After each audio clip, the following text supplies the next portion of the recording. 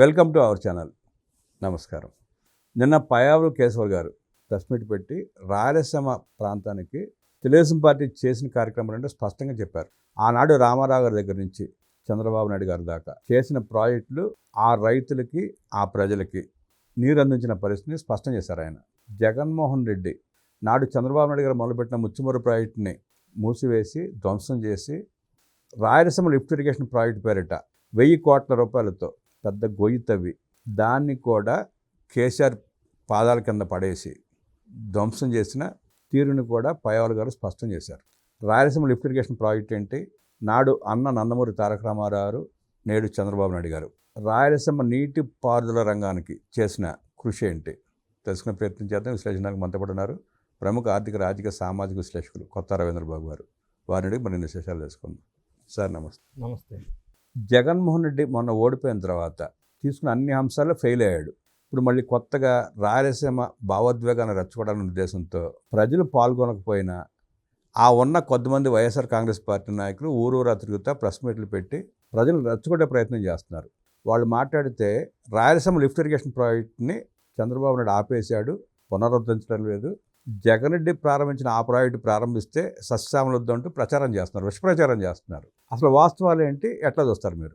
ఇప్పుడు మీరు ఇంట్రోలో ప్రస్తావించినట్టు జగన్ రెడ్డి గారు రాయలసీమ ప్రాంత ప్రజల్ని రెచ్చగొట్టి ప్రాంతీయ విభేదాలను సృష్టిస్తున్నారు అని అంటున్నారు. నేనేమంటున్నా అంటే ఆంధ్రప్రదేశ్లో రకరకాల ప్రాంతాల మధ్య చిచ్చు పెట్టి నాట్ ఓన్లీ రాయలసీమ అన్ని ప్రాంతాల్లో ప్రాంతీయ విభేదాలు రెచ్చగొట్టడంతో పాటుగా కులాల మధ్య చిచ్చు పెట్టి కమ్మలకి కాపులకి మంటలు లేపి కుల విభజన చేసే దిశగా కూడా ఆయన ప్రయత్నాలు సురువు అయిపోయినాయి, స్టార్ట్ అవుతున్నాయి, జరుగుతూనే ఉన్నాయి.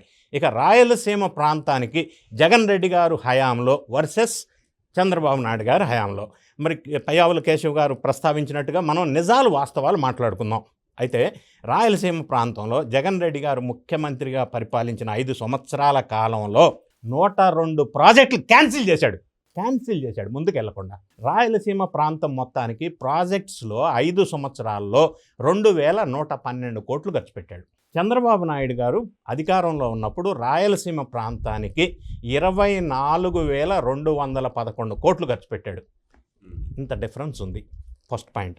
ఇంకొక పాయింట్, మనకు అన్నిటికంటే అత్యంత హేయమైన, నీచమైన, నికృష్టమైన చర్య ఏంటంటే కుప్పం లోపలికి నీళ్లు తీసుకెళ్లే విషయంలో గతంలో మనం చూసాం ఎంత అభాసుపాలైందో.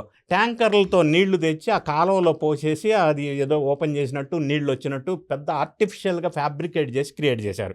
ఆ తర్వాత ట్యాంకర్లు వెళ్ళిపోయి అది కాలువ ఏం లేదు, నీళ్లు రాలా, అద్దె గేట్లు కూడా తీసుకెళ్ళిపోయారు. తర్వాత ఇప్పుడు చంద్రబాబు నాయుడు గారు అధికారంలోకి వచ్చినాక ఆ కాలువకి కుప్పానికి నీళ్లు వచ్చినాయి. ఇది రియల్ ఎగ్జాంపుల్ నేను చెప్పేది. ఇంకొక ఎగ్జాంపుల్ తీసుకుంటే ఆయన ప్రాజెక్టుల గురించి మాట్లాడితే షర్మిళమ్మ గారు చెప్పిన మాటలు నేను ఉదాహరణకు కోడెక్కిరిస్తా. షర్మిళమ్మ గారు నిన్న ప్రెస్ మీట్లో తండ్రి రాజశేఖర్ రెడ్డి గారు ఐడియాలజీ జగన్ రెడ్డికి లేదు, ఆయన జలయజ్ఞం పేరుతో ప్రాజెక్టులకి ఎన్నో భారీ ప్రణాళికలు చేస్తే జగన్ రెడ్డి గారు వచ్చిన 5 సంవత్సరాల్లో ఒక్కటి కూడా అందులో నుంచి ఇంప్లిమెంట్ చెయ్యలేకపోయాడు అని షర్మిళమ్మ ప్రస్తావన. కనీసం ప్రయత్నం కూడా చేయలే, అసలు చెయ్యొద్దు అని. అది శర్మిళమ్మ గారు చెప్పిన దాంట్లో వాస్తవం ఉంది. ఇంకొక ఎగ్జాంపుల్ మనం తీసుకుంటే పోలవరం విషయానికి వద్దాం. పోలవరం అప్పట్లో చంద్రబాబు నాయుడు గారు దిగిపోయే టయానికి 76% పూర్తయింది. తర్వాత వచ్చిన జగన్ రెడ్డి గారు దిగిపోయే టయానికి 78% పూర్తయింది. 2% కంప్లీట్ చేశారు. ఇది ఒక పార్ట్. రెండో పార్ట్, అందులో డయాఫ్రమ్ వాళ్ళు కొట్టుకుపోయి నాశనం అయిపోయి పనికి రాకుండా చేసేసారు. అదే డయాఫ్రమ్ వాళ్ళు పనికి రాక మొన్న ఎన్డీఏ ప్రభుత్వం అధికారంలోకి వచ్చినాక 950 కోట్లతో మళ్ళీ డయాఫ్రమ్ వాళ్ళని పెట్టారు. అది ప్రజాధనాన్ని ఎందుకు జగన్ రెడ్డి గారు దుర్వినియోగం చేశారు? ప్రజాధనం కదండి. డయాఫ్రమ్ వాళ్ళు దుర్వినియోగం చేస్తే 950 కోట్లు ఎవడ సొమ్ము అది? మరి ఇప్పుడు ఎన్డీఏ ప్రభుత్వం వాళ్ళు మళ్ళీ ఇన్వెస్ట్మెంట్ చేశారు ప్రజల సొమ్ముని. అంటే రివర్స్ టెండరింగ్ అని చెప్పి రివర్స్లో దోచుకున్నాడు. రెండో అంశం, పోలవరం నిర్వాసితులకి జగన్ రెడ్డి గారు పరిపాలించిన కాలంలో నిర్వాసితులకి రీహాబిలిటేషన్ అండ్ రీసెటిల్మెంట్ యాక్ట్ కింద వాళ్ళకి పైసలు పేమెంట్ ఇవ్వాలి కదా. 5 సంవత్సరాల కాలంలో నిర్వాసితులకి పేమెంట్ ఎందుకు జరగలేదు? మరి ఇప్పుడు ఎన్డీఏ ప్రభుత్వం అధికారంలోకి వచ్చిన తర్వాత వచ్చిన 2 నెలల్లో 12,000 కోట్లు పోలవరం నిర్వాసితులకి పేమెంట్ చేశారు వీళ్ళు. మరి 5 సంవత్సరాలు పరిపాలించిన కాలంలో ఒక్కరికి కూడా నిర్వాసితులకు ఎందుకు పేమెంట్ చేయలేదు? అంటే పోలవరం ప్రాజెక్టు ముందుకు జరగడానికి వీల్లేదు, రాయలసీమలో లిఫ్ట్ ఇరిగేషన్ ప్రాజెక్ట్ ఏది కూడా ముందుకు వెళ్ళడానికి లేదు, అందుకే ఇన్వెస్ట్మెంట్ చేయలేదు అక్కడ. ఏ ప్రాజెక్టుల మీద కాన్సన్ట్రేషన్ చేయలేదు. అంటే షర్మిళమ్మ గారి భాషలో చెప్పాలంటే ఈయన ధనయజ్ఞం తప్ప వేరే చేసింది ఏమీ లేదు, దోచుకోవటం తప్ప. ఈ రివర్స్ టెండరింగ్ అనే ఒక కొత్త ప్రక్రియ ద్వారా ఏ ఒక్క ప్రాజెక్టు కూడా పూర్తి చేయని ఘనత ఆంధ్రప్రదేశ్లో ఒక్క జగన్ రెడ్డి గారికే దక్కుతుంది అనేది స్పష్టంగా తెలుస్తూ ఉంది. సరే, మరి ఏమీ చేయకుండా ఒక ప్రాజెక్టు తట్టడి మట్టి కూడా తీయకుండా ఇవాళ రాయలసీమ భావోద్వేగానికి గురి చేసేలా మాట్లాడుతూ మేము చేసిన ఏది డెవలప్ చేయట్లేదు అంటూ లిఫ్ట్ ఇరిగేషన్ ప్రాజెక్ట్ గురించి మాట్లాడుతున్నారు. రాయలసీమ లిఫ్ట్ ఇరిగేషన్ ప్రాజెక్ట్ గురించి దాని చరిత్ర ఏంటి సార్? ప్రాజెక్టుల గురించి మీరు మాట్లాడుతున్నారు. జగన్ రెడ్డి గారికి అసలు ప్రాజెక్టుల గురించి మాట్లాడే అర్హత లేదండి. వెలుగొండ ప్రాజెక్ట్ ఒకటి ఉంది, అది కొట్టుకుపోతే చాలామంది ఎఫెక్ట్ అయితే, కొంతమంది చనిపోతే జగన్ రెడ్డి గారు వాళ్ళని పరామర్శించడానికి వెళ్ళేంత టైం లేదు, తీరిక లేదు. అన్నమయ్య ప్రాజెక్ట్ పరిస్థితి కూడా అదే. అన్నమయ్య ప్రాజెక్టు పరిస్థితి అదే. సో ప్రాజెక్ట్ కంప్లీట్ చేయటం సంగతి దేవుడు ఎరుగు. కనీసం మినిమం దాని మీద శ్రద్ధ కానీ, ధ్యాస కానీ, మెయింటెనెన్స్ కానీ, అసలు మినిమం కాన్సన్ట్రేషన్ కూడా ప్రాజెక్టుల మీద ఎక్కడా చేయలేదు. రాయలసీమే కాదు, ఆంధ్రప్రదేశ్లో ఏ ప్రాజెక్ట్ ఫలానా ప్రాజెక్ట్ ఈయన చేశాడు అని చెప్పుకోవాల్సిన అవసరం వస్తే 5 సంవత్సరాల్లో ఒక్కటంటే ఒకటి లేదు కదా. సార్, ప్రాజెక్ట్ చేయటం పక్కన పెట్టి ఆ ప్రాజెక్ట్లో ఉన్న గేట్లకు గ్రీజ్ కూడా పైసా ఖర్చు పెట్టలే. అదే మెయింటెనెన్స్ అన్నాను నేను. మెయింటెనెన్స్కి కూడా, రెగ్యులర్ మెయింటెనెన్స్కి కూడా ఫండ్స్ రిలీజ్ చేయకుండా, ప్రాజెక్టు డెవలప్ చేయకపోయినా, పూర్తి చేయకపోయినా, ఉన్న ప్రాజెక్టు ఖరాబు కాకుండా, స్పాయిల్ అవ్వకుండా, డ్యామేజ్ అవ్వకుండా పరిరక్షించేటువంటి యంత్రాంగాన్ని కూడా ధ్యాస పెట్టలేనటువంటి జగన్ రెడ్డి గారు ఇక మీరు ప్రాజెక్టుల దాకా ఎందుకు మాట్లాడతారు? ఉన్న ప్రాజెక్టులే భ్రష్టు పట్టి కొట్టుకుపోయి, పగిలిపోయి, నాశనం అయిపోతే కొత్త ప్రాజెక్టులు క్వశ్చన్ డజంట్ అరైజ్ కదా. మరి ఏమీ చేయకుండా, సిగ్గు లేకుండా వాళ్ళు ఎట్ట తిరుగుతున్నారు? ఊరూరా మేము చేసాము, వాళ్ళు చేయట్లేదని చెప్పి ఎట్ట చెప్పగలుగుతున్నారు?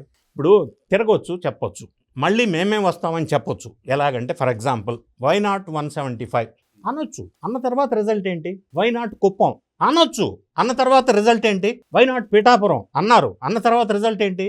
అనొచ్చు. ఆ మాత్రం అనకపోతే వెనక రప్ప అనే బ్యాచ్ ఎవడుంటాడు? ఎవడు ఉండడు కదా.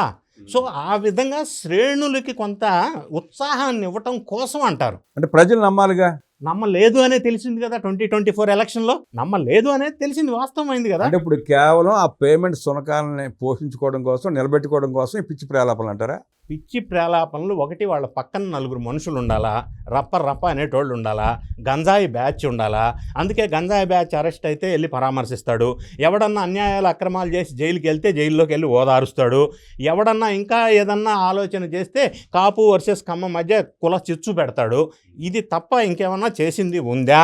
అసలు ఏమన్నా చేసింది ఉందా? డిస్ట్రక్షనే ఉంది తప్ప కన్స్ట్రక్షన్ లేదు. షర్మిళమ్మ గారు అన్న మాట ఇది. ఆమె అన్నారు ఈ మాట, డిస్ట్రక్షన్ తప్ప ఎక్కడుంది కన్స్ట్రక్షన్ అని. సో ప్రాజెక్టుల దాకా అవసరం లే. అసలు బేసిక్ మెయింటెనెన్స్ కూడా పట్టించుకున్నటువంటి జగన్ రెడ్డి గారు ఇక ప్రాజెక్టుల గురించి ఎందుకు మాట్లాడతారండి? ఎలా మాట్లాడతారు? ప్రాజెక్టుల గురించి మాట్లాడే కనీసం అర్హత, నైతికత కూడా వాళ్ళకి లేదు.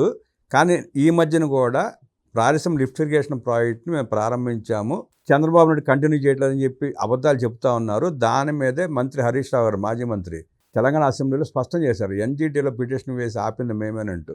ఆపింది కూడా జగన్మోహన్ రెడ్డి టైంలోనే. అంత స్పష్టంగా ప్రజలకు తెలుస్తున్నా ఇంకా అబద్ధాలు చెప్పడానికి గల కారణాలు? జగన్ రెడ్డి గారు ఉన్న 5 సంవత్సరాల కాలంలో నేషనల్ గ్రీన్ ట్రిబ్యునల్లో పిటిషన్ వేసినప్పుడు దాని మీద ఏమన్నా నెక్స్ట్ ప్రాసెస్ చేశారా? ఏం మాట్లాడలేదు. చేసేది ఉండే కదా. 5 సంవత్సరాల టైం ఉన్నప్పుడు దాన్ని ఎందుకు ఫాలో అప్ చేయలేదు? అంటే చేయాలి, ఇంట్రెస్ట్ లేదు తనకి. మరి ఏ ప్రాజెక్టు మీద ఇంట్రెస్ట్ ఉంది? 1000 కోట్ల రూపాయలతో పనిచేసి దాంట్లో 900 కోట్ల రూపాయలు తినేయటం తప్ప పూర్తి చేద్దాం ఇంట్రెస్ట్ ఉంటే ఎందుకు చేయడం? ఇంట్రెస్ట్ ఉంటే ఇప్పుడు నేషనల్ గ్రీన్ ట్రిబ్యునల్లో పిటిషన్ ద్వారా అది ఆగిపోయింది. ఆగిపోయిన తర్వాత జగన్ రెడ్డి గారు అధికారంలోకి వచ్చారు.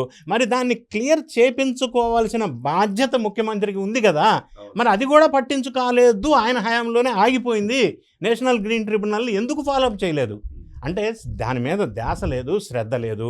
ఎక్కడ డబ్బులు కమాయిద్దామా, ఎక్కడ ధనయజ్ఞం చేద్దామా అన్న ఆలోచన తప్ప 5 సంవత్సరాల్లో డిస్ట్రక్షన్ తప్ప కన్స్ట్రక్షన్ లేదు అనేది స్పష్టంగా మనకు అర్థమవుతా ఉంది. డిస్ట్రక్షన్ తప్ప కన్స్ట్రక్షన్ వైపుగా జగన్మోహన్ రెడ్డి ఎప్పుడు అడుగులు వేయలేదని, ప్రాజెక్టుల పేరిట దోచుకున్నాడు తప్ప కనీసం గ్రీజ్ కూడా డబ్బులు ఇవ్వలేని స్థితిలో పరిపాలన చేశాడంటూ విశ్లేషించిన రవీంద్రబాబు గారికి ధన్యవాదాలు తెలియజేస్తూ నమస్కారం.